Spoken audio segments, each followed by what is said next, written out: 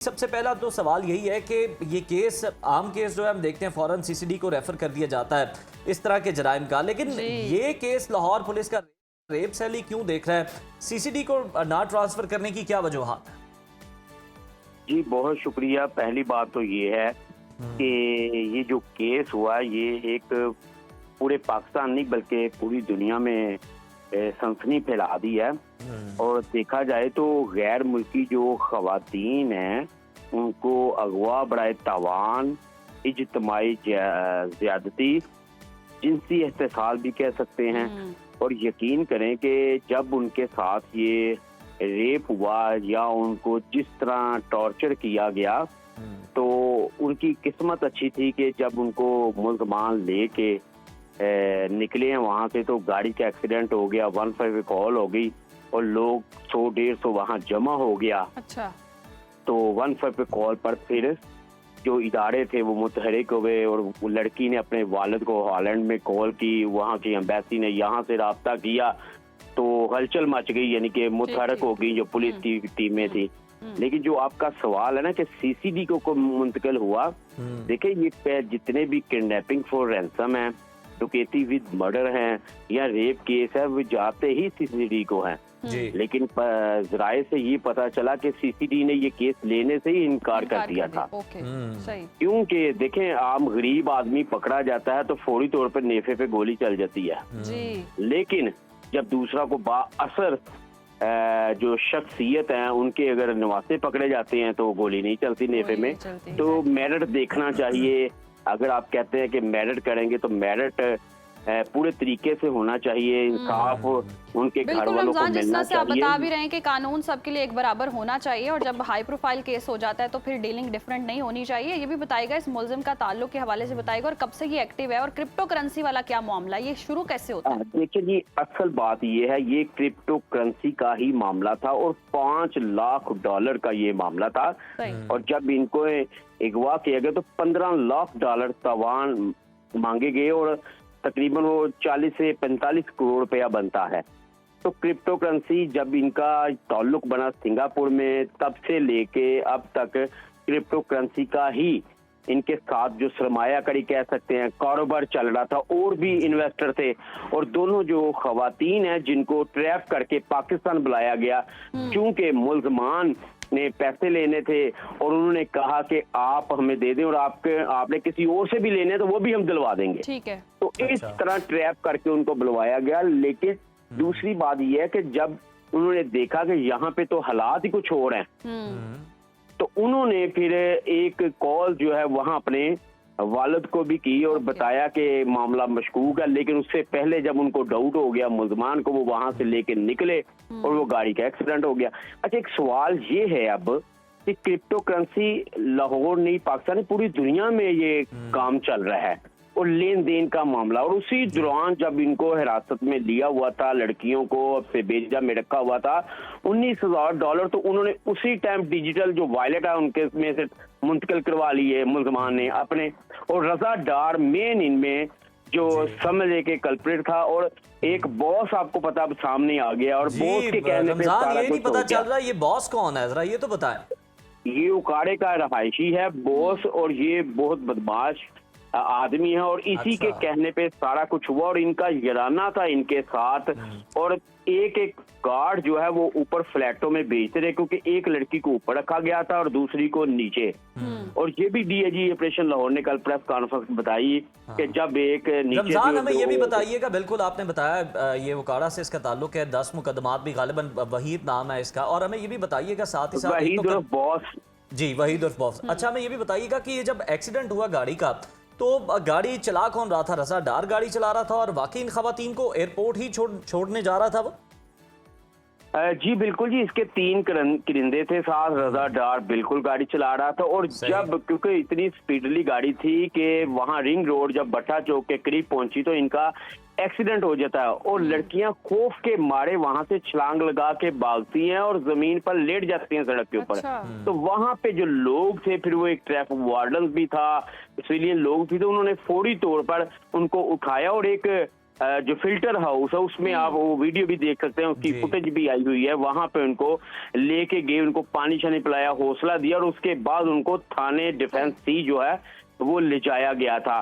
तो मेन जब पता चला कि ये बाअसर बंदा है जो रजा डार है और इसका एक कजन है हसन डार, वो भी साथ ही था और वो तो वहां से फरार हो गए।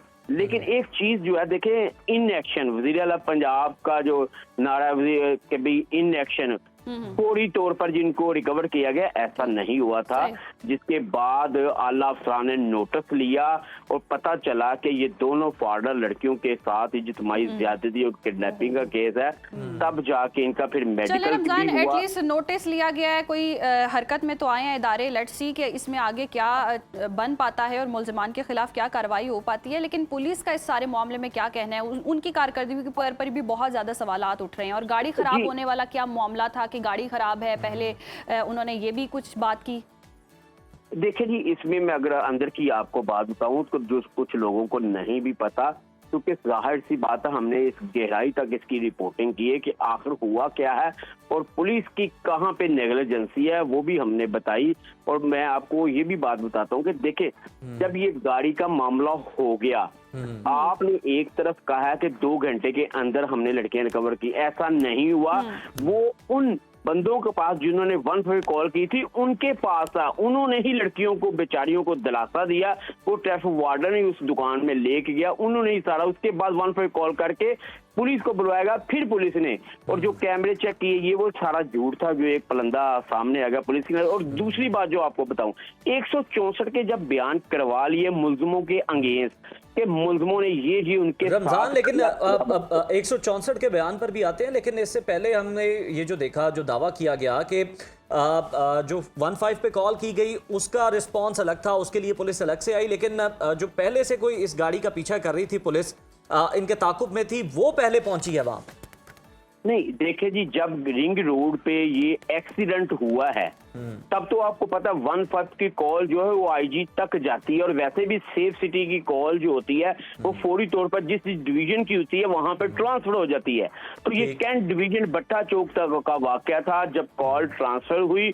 और उस टाइम पे जो वहां पे कैंट में जो ऑफिसरान थे, सर्कल ऑफिसर उनका नाम था फजलुर रहमान ASP, वो नफरी के हमरा वहां पर पहुंचे हैं और वहां पे उन्होंने लड़कियों को अपनी तहवील में लिया। फिर उन्होंने बताया कि फलां फ्लैट है, जो फ्लैट है से फेज 8 में, जहां पर उनको रखा गया था। फिर उसके बाद पुलिस ने वहां की लोकेशन ली, उनको साथ ले जाके वहां पे रेड किया। रमजान, एक तो आप 164 के बयान की भी बात कर रहे हैं, वो जो आप बताना चाह रहे थे वो भी कंप्लीट कर लें, और साथ ही साथ ये जो सारा हमने देखा कि FIR का जो मतन है, इसमें बताया जा रहा है कि रजा डार जो है वो एक्टिंग कर रहा था कि वो खुद भी जो है शायद इनका शिकार बन चुका है, वहीद उर्फ बॉस का, और उसको भी जो है वो अगवा कर लिया गया। ये सारा माजरा क्या था?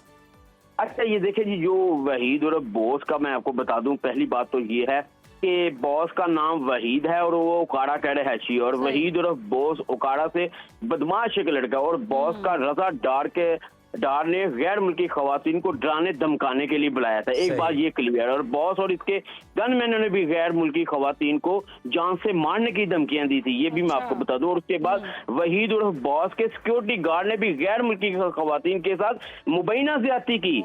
आप देखिए ना, मेडिकल रिपोर्ट में भी आ गया कि तीनों ने इसके साथ जिनसी ज्यादती की है। और वहीद और बॉस के ही कहने पर जो उसके गनमैन है, पुलिस ने गुज़श्ता रोज उनको गिरफ्तार किया और मुल्ज़िम ने ये बताया सारा कि हमने गन पॉइंट पे इनके साथ जो है वो ज्यादती की है। और दूसरी जो जरा आपने बात पूछी है कि 164 के बयान, देखिए 164 के बयान उनके दिलवाए गए, ठीक है, उसके बाद उनको फौरी पब्लिक कर देना था, लेकिन पुलिस ने वो सील कर दिए। जब 48 घंटों के बाद लड़कियां वापस अपने मुल्क रवाना हुई, तब आप उनको पब्लिक कर रहे हैं 164 के बयान के। सारा 3 पेजेस का उन्होंने बयान दिया है मुल्ज़मान के खिलाफ। लड़कियों ने इतना वो घबराई हुई थी, इतना वो सहमी हुई थी, 3 पेजेस का कि ये उन्होंने A to Z उन्होंने बयान में बताया। और दूसरी बात देखें, अगर आप किसी जुडिशियल मजिस्ट्रेट के घर जाते हैं, नो डाउट 24 आवर्स वो बाउंड होता है कि किसी भी वक्त उनसे बयान ले सकते हैं, लेकिन एक तरीका कार होता है घर में दाखिल होने का। जब आप इस तरह से दरवाजा खटखटाएंगे कि अगले जो घर वाले सोए भी हुए हैं ना, वो भी डर जाते हैं कि पता नहीं क्या हो गया, क्या तूफान आ गया। तो वो SHO जो डिफेंस सी था फरियाद, उसने अपने 2 मुल्ज़मा जो है अहलकारों के हमरा वो अजहर महमूद जो है मजिस्ट्रेट इलाका, उनके घर गए हैं। इतनी जोर शोर से अगर आप FIR पढ़े ना तो आपको पता चल जाएगा कि इतनी जोर जोर से उन्होंने दरवाजा खटखटाया और उन्होंने जब खोला तो जबरदस्ती अंदर घुस गए। और दूसरी जो बेडरूम में उनकी फैमिली है, वो भी FIR में ये लिखा है जो मैं बता रहा हूँ कि दूसरे बेडरूम में जब उनकी फैमिली सोई हुई थी, बच्चे सोए हुए, तो वो एक दफा डर गए खौफ के मारे के पता नहीं क्या हो गया। तो उसी टाइम खवातीन का बयान भी मौजूद है। अब देखना ये है कि क्या इस पर मजीद आगे कार्रवाई होती है। बहुत शुक्रिया मिर्जा, आपने तफसीलन इस सारे वाक़े के हवाले से बताया।